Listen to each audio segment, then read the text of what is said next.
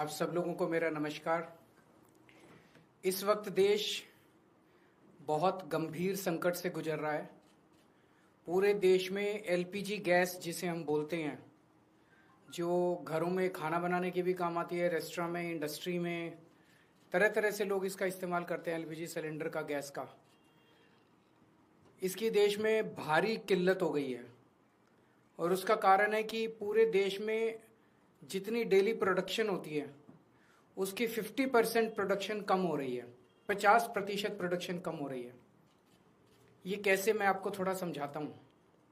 हमारे देश में जितनी एलपीजी की खपत है उसका 60% इंपोर्ट होता है और उस 60% इंपोर्ट का 90% स्ट्रेट ऑफ हर्मुज से आता है। और स्ट्रेट ऑफ हर्मुज अब इंडिया में जितना आता था इंडिया के लिए बंद हो गया, तो 90% इंपोर्ट्स कम हो गए हैं। तो लगभग 50-55% प्रोडक्शन हमारे देश की एलपीजी की कम हो गई है। इसका सबसे ज्यादा खामियाजा इस वक्त इमीडिएटली रेस्टोरेंट्स और होटल बर्दाश्त कर रहे हैं। सरकार ने आदेश जारी किया है कि रेस्टोरेंट और होटल्स को एलपीजी गैस मुहैया नहीं कराई जाएगी। रेस्टोरेंट्स एंड होटल्स एलपीजी की स्टॉक नहीं रख सकते, वो उसको स्टोर करके नहीं रख सकते क्योंकि सेफ्टी कंसर्न्स होते हैं। तो जितने एलपीजी सिलेंडर उनको रोज चाहिए होते हैं उतनी डेली की डेली उनको सप्लाई की जाती है। तो अब एकदम से अगर एलपीजी बंद हो गई तो उनके पास तो 2 दिन का भी स्टॉक नहीं है, 1 दिन का भी स्टॉक नहीं है। इसकी वजह से अब मुंबई में 20% होटल और रेस्टोरेंट बंद हो चुके हैं और लगभग अगले 2 दिन के अंदर 50% रेस्टोरेंट और होटल बंद होने जा रहे हैं। तमिलनाडु में लगभग 10,000 होटल और रेस्टोरेंट्स बंद होने की कगार पे हैं। पंजाब और दिल्ली एनसीआर में हजारों होटल और रेस्टोरेंट्स आने वाले कुछ दिनों के अंदर बंद होने जा रहे हैं। और ये पीक वेडिंग सीजन है, शादियों का सीजन है। तो मुझे लगता है अगर ये जारी रहा तो बहुत सारे लोगों को शादियां पोस्टपोन करनी पड़ेंगी। और इसी तरह की कहानियां बेंगलोर, हैदराबाद, पश्चिम बंगाल, छत्तीसगढ़, हरियाणा, बिहार, सब जगह से आ रही हैं। मोरबी जो गुजरात में है, जिसको कि टाइल इंडस्ट्री का एक तरह से कैपिटल माना गया है, वहां पे 650 इंडस्ट्रीज हैं। उनमें से 170 इंडस्ट्री बंद हो चुकी है और 1 लाख लोग बेरोजगार हो चुके हैं। पूरे देश में इससे 1 करोड़ से ज्यादा लोगों के एकदम से बेरोजगार हो जाने की आशंका है। और इतने बड़े स्तर पे अगर लोग बेरोजगार हो गए तो क्या स्थिति होगी, हम सोच सकते हैं। और पिछले दिनों में सरकार ने कॉमर्शियल भी और डोमेस्टिक भी दोनों एलपीजी के दाम काफी ज्यादा बढ़ा दिए हैं।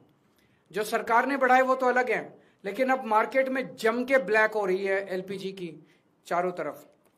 हमें यह समझना पड़ेगा ये क्यों हो रहा है। ये हो रहा है क्योंकि इजराइल और अमेरिका ने ईरान के ऊपर हमला किया है। स्ट्रेट ऑफ हर्मुज जो है, वहां से दुनिया का काफी ज्यादा तेल और गैस जो है उसका आवागमन होता है। ईरान ने स्ट्रेट ऑफ हर्मुज पे कब्जा किया हुआ है और ईरान ने कहा है कि जो उनके फ्रेंडली देश हैं केवल उन्हीं को वहां से अपनी शिप्स ले जाने लाने का अधिकार होगा। तो जैसे रशिया, चाइना, केवल उनके शिप्स को अलाउ किया जा रहा है। इंडिया ने प्रधानमंत्री मोदी जी ने सबसे बड़ी गलती जो की है वो ये है, किसी भी युद्ध के अंदर जब हमारा कोई स्टेक ही नहीं है, हमें किसी भी पक्ष का साथ नहीं देना चाहिए था, हमें न्यूट्रल रहना चाहिए था। नॉन अलाइंड पॉलिसी भारत की विदेश नीति पिछले 75 साल से चली आ रही थी, जिसको प्रधानमंत्री ने चंद दिनों के अंदर डिमोलिश कर दिया। वो जाके सीधे इजराइल और अमेरिका के साथ खड़े हो गए, ईरान के खिलाफ खड़े हो गए। युद्ध शुरू होने के 1 दिन पहले उन्हें इजराइल जाने की क्या जरूरत थी? युद्ध शुरू होने के 1 दिन पहले उन्होंने नेतन्याहू को झप्पी पाने की क्या जरूरत थी? ये करके उन्होंने पूरे देश को संकट के अंदर डाल दिया है। और वो ऐसा क्यों कर रहे हैं ये हमारी समझ के परे है। आज तक भारत ने कभी भी अंतरराष्ट्रीय स्तर के ऊपर ना इस साइड का पक्ष लिया ना उस साइड का पक्ष लिया। इवन कोल्ड वॉर के जमाने में भी जब जो 2 पोल्स होते थे दुनिया के, उस वक्त भी भारत जो है नॉन अलाइंड मूवमेंट का पक्षधर था, तब भी हमने किसी का पक्ष नहीं लिया।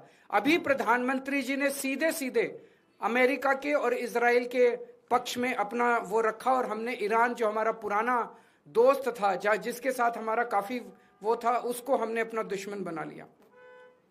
140 करोड़ पिछले कुछ दिनों में, पिछले कुछ महीनों में, पिछले 1 साल से हम देख रहे हैं किस तरह से प्रधानमंत्री मोदी जी सीधे सीधे, ऐसा लगता है मेरे को ये शब्द इस्तेमाल करते हुए बेहद शर्म महसूस हो रही है, प्रधानमंत्री मोदी जी ट्रंप के गुलाम बने हुए हैं।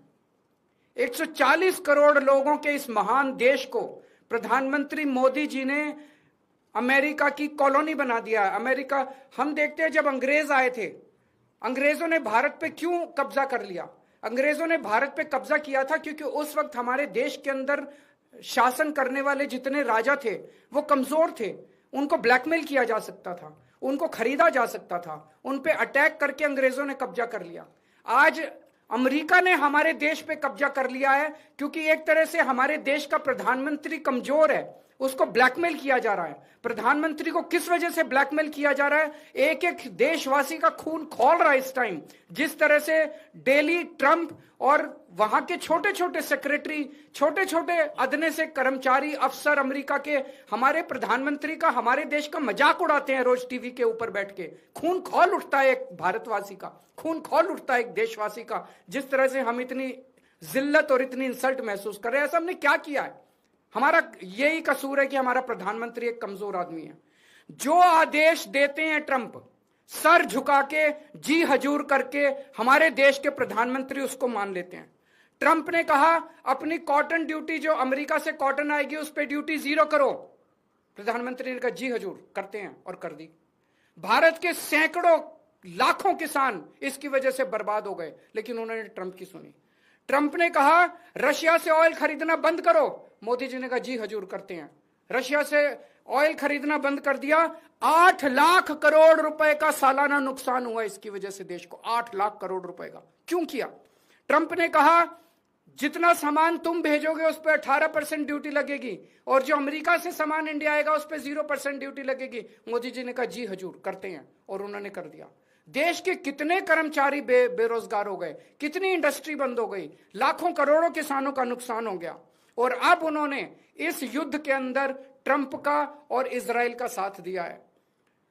हम ये जानना चाहते हैं कि प्रधानमंत्री जी की क्या मजबूरी है? कुछ तो है ट्रंप के पास, प्रधानमंत्री मोदी जी का, जिस वजह से मोदी जी इतने मजबूर हैं। ट्रंप खुलेआम कह रहा है मेरे पास मोदी जी के कुछ ऐसे राज हैं जिनको अगर मैं पब्लिक कर दूं तो मोदी जी का करियर खराब हो जाएगा। अगर मोदी जी को लगता है कि कुछ ऐसी शर्मनाक बातें हैं ट्रंप के पास जिनको पब्लिक में आने से उन्हें नुकसान होगा, वो इस्तीफा दे दें, पर देश के साथ खिलवाड़ ना करें। कोई और बच जाएगा प्रधानमंत्री। अगर उन्हें अपने जो उनके सीक्रेट्स हैं ट्रंप के पास, उसके पब्लिक होने से डर लगता है, वो इस्तीफा दे दें, पर देश को बर्बाद ना करें। 1947 में हमारा देश आजाद हुआ, उस वक्त हमारा देश इकोनॉमिकली और कई चीजों में बहुत कमजोर था। इसके बावजूद पूरी दुनिया में भारत की एक इज्जत थी, पूरी दुनिया के अंदर भारत का सम्मान होता था। 1971 में जब सीधे सीधे अमेरिका ने धमकी दी थी इंदिरा गांधी जी को, तत्कालीन प्रधानमंत्री को, कि अगर तुमने पाकिस्तान पे हमला किया तो अमेरिका भारत पे हमला कर देगा। इंदिरा गांधी ने अमेरिका की एक नहीं सुनी, हमने पाकिस्तान पे हमला करके बांग्लादेश को आजाद कराया। वो एक जमाना था जब भारत चौड़ा होकर पूरी दुनिया के अंदर चलता। आज हमारे देश के प्रधानमंत्री मोदी जी ने भारत का सर झुका दिया है पूरी दुनिया के अंदर। हम चाहते हैं कि ये पॉलिसी, फॉरेन पॉलिसी इस तरह की ना की जाए, हमें अमेरिका का गुलाम ना बनाया जाए, ट्रंप के सामने नतमस्तक ना हुआ जाए, और देश की विदेश नीति हमारे भारत के क्या इंटरेस्ट्स हैं उसके हिसाब से बननी चाहिए, ना कि प्रधानमंत्री जी की मजबूरियों और कमजोरियों की गुलाम होनी चाहिए। अगर आपके 1-2 प्रश्न। हाँ जी, तो उन्होंने सारा बंद कर दिया ना, सारी होटल बंद कर दिया, सारे इसको रेस्टोरेंट्स को बंद कर दिया। ये कब तक चलेगा? थोड़े दिन के बाद डोमेस्टिक भी बंद करना पड़ेगा।